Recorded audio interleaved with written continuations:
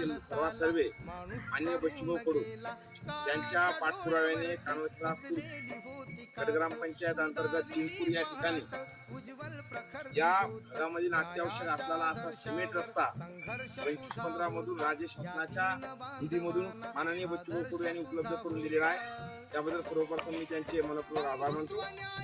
दुसरी महत्वाची बाब, या भागाचा जो काही हा रस्ता होता, हा रस्ता करणे गरजेचं होतं। या वार्डने मला माझ्या जीवनामध्ये सर्वप्रथम लोकप्रतिनिधी म्हणून मला निवडून दिलेलं आहे। इथे या माणसाने मला मतदान केलेलं आहे। कालच माझी उपसरपंचपदी वार्ड क्रमांक 3च्या मतदाराच्या आशीर्वादावरती मला निवड करण्यात आलेली आहे।